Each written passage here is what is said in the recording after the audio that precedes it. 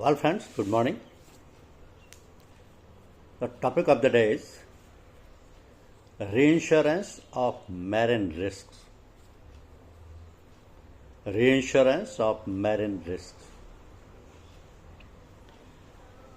The Section 9 of Marine Insurance Act states that an insurer under a contract of marine insurance has an insurable interest in the risk and may reinsure in respect of it. So unless the policy otherwise provides, the original assured has no right or interest in respect of such reinsurance. Reinsurance is effected mainly to reduce an underwriter's line on any particular risk to an amount which he desires to retain on his own account. To offload all or part of an undesirable or doubtful risk, to protect against catastrophe loss, or to increase market capacity by spreading the risk over the international market and creating reciprocity, that is an exchange of business for comparable business from another reinsurer, and to provide an underwriting capacity which also means ability to participate in risks which are not otherwise available. So to stabilize the underwriting result of a company, a well-planned reinsurance program can ensure profitability as well as maintenance of solvency margin. So reinsurance of marine risk may be prompted by several factors. If an underwriter finds that he has an accumulation of risk on any one vessel or in any one location, he will obviously wish to reduce his overall liability to within his underwriting limits and capacity. Also, it is possible that he may wish to lay off an undesirable or doubtful risk, either partly or in full. Moreover, to avoid the effects of major losses, catastrophe reinsurances are placed which provide protection under the excess of loss arrangement. So methods of reinsurance are also there. The methods or types of reinsurance can be broadly divided into two main sections, that is proportional and non-proportional contracts. In proportional reinsurance, under this category, the reinsurers accept liability of a proportionate share of each risk ceded. There is a common apportionment between the ceding company and the reinsurer of original sum insured of premiums and losses according to a predetermined percentage or share. So in consequence, the reinsurer's loss experience on individual risk will follow that of the direct insurer. Such contracts include facultative quota share TT, surplus TT, facultative obligatory arrangements, and pools. But in non-proportional reinsurance arrangements, the reinsurer pays the ceding company only when the original loss has exceeded the limit of retention of the ceding company. So consequently, the reinsurer is not directly concerned about the original rates charged by the ceding company, as the premium rates its charges are calculated independently, mainly on the basis of the past experience of the account. Both proportional and non-proportional reinsurances can be transacted on a facultative or a TT basis. Therefore, another way of dividing methods of reinsurance is to categorize them as facultative and TT contracts. So the main distinction between these are according to the nature of TTs. Because facultative TT means the reinsurer has the option to accept or decline any risk offered to him. Reinsurer is obliged to accept cessions within the scope of the agreement. Reinsurance is on an individual basis and the details of risk offered are provided. Any number of risks can be ceded within the scope of the treaty and not individual details are provided except as agreed. mostly placed on proportional basis, placed on both proportional and non-proportional basis. But cover commences and terminates along with the original policy. Cover is usually annual or continuing with provision for cancellation. So for facultative placement, each risk is considered separately by the reinsurer, who has the option to either accept the full risk or a part, or to decline it altogether. But in treaties, an agreement is entered into between the ceding company and the reinsurer, whereby the ceding company agrees to cede and the reinsurer agrees to accept automatically all insurances offered within the limits of the treaty. So the reinsurer no longer examines each risk individually, and he has no power to decline a risk as long as it falls within the agreed scope of the treaty. He has to accept good with bad risk. So the reinsurer therefore becomes totally dependent on the ceding company's underwriting judgment. It would appear that the reinsurer is underwriting the ceding company instead of the risk. Consequently, the ceding company's management method, underwriting procedures, past loss experience, etc. become very important considerations. Proportional treaties have the quota share treaty, surplus treaty, facultative obligatory treaty, and there are pooling arrangements also. These arrangements create a capacity to handle risk of catastrophic nature of risk of a special category. For example, atomic energy risk. Pooling arrangements are also created in certain countries with a view to make available local facilities and reduce the flow of reinsurance business outside the country. So all members of the pool contribute all or part of their premiums for a specified category of business into a common fund, and they share the aggregate claim in the same proportion as their premiums or in any other agreed manner. So profits, losses and expenses are shared in the same way.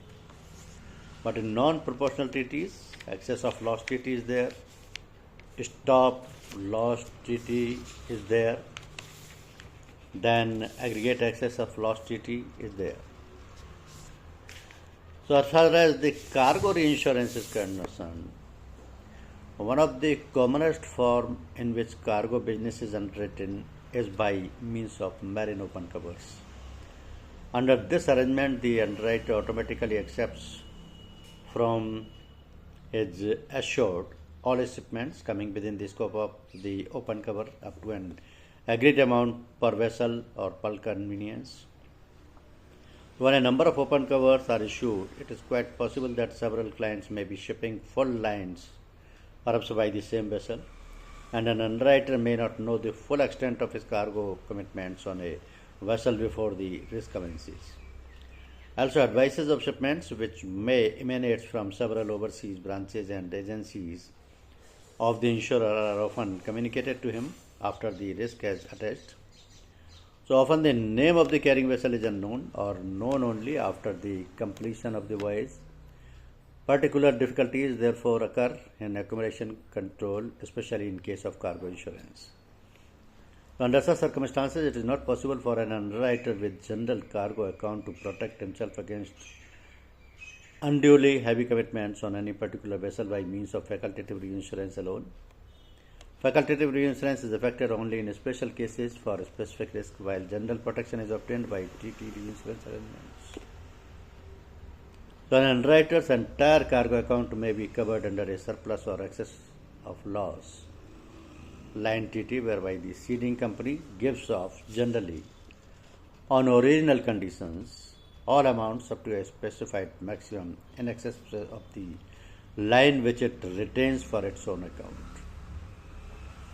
So the line which an underwriter intends to retain for his own account on various classes of vessels and risks, whether hull or cargo, must be decided with considerable care, because the line must bear a relation to the underwriter's probable net premium income for the year, so that a loss on any one risk shall not unduly strain his whole underwriting account for the year. Alternatively, quota share arrangements may be resorted to, especially when there is need to create reciprocal treaties.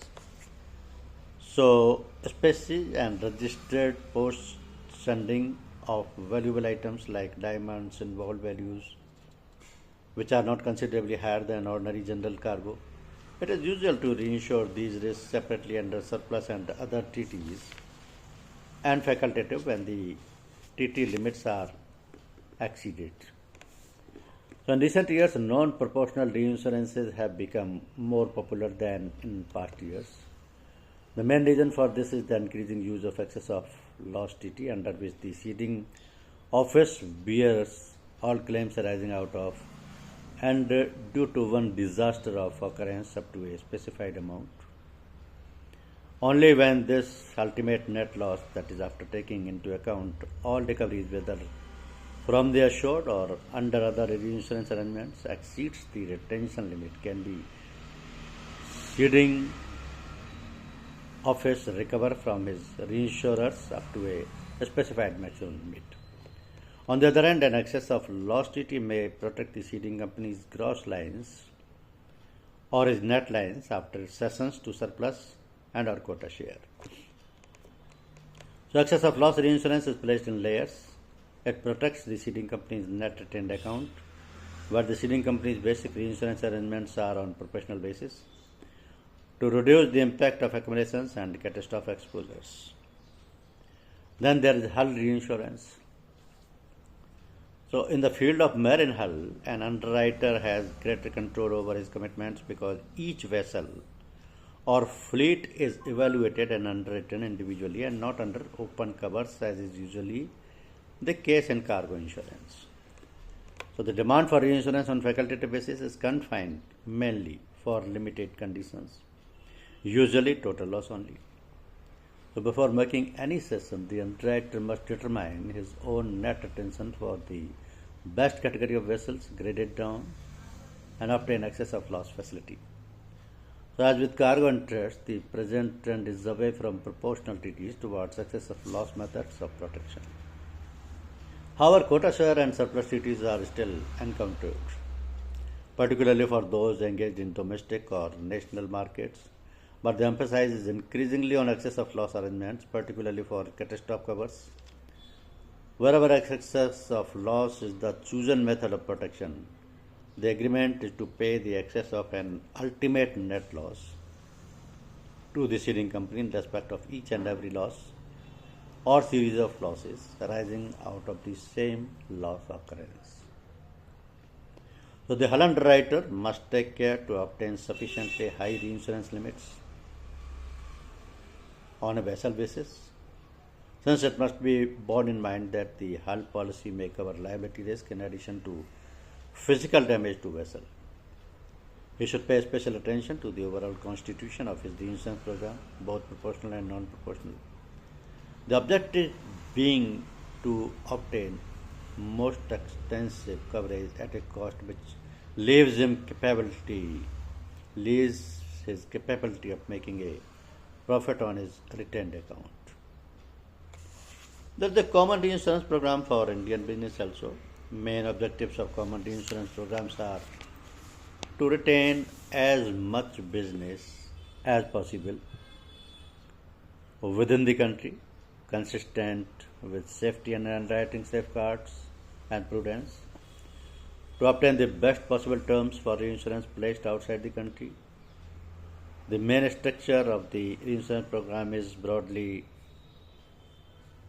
quota share cession in each class of business to GIC is given, which is retained entirely within the country, protected by excess of loss arrangements.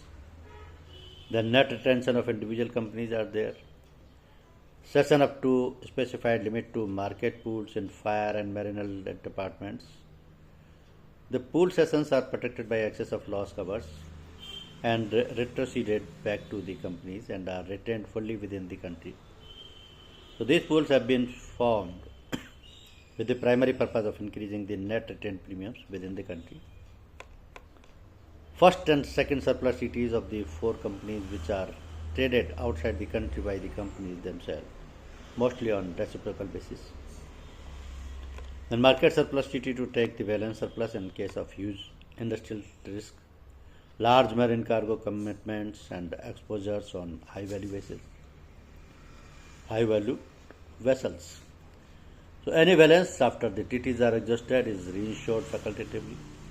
Facultative reinsurances up to specified limits are absorbed within the country and are protected by aggregate excess of loss cover.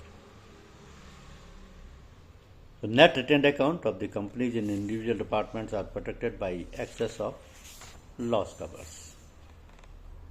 So the reinsurance program is reviewed and periodically, and with the broad framework of the original program's changes are affected to ensure suitable revisions of retentions and limits.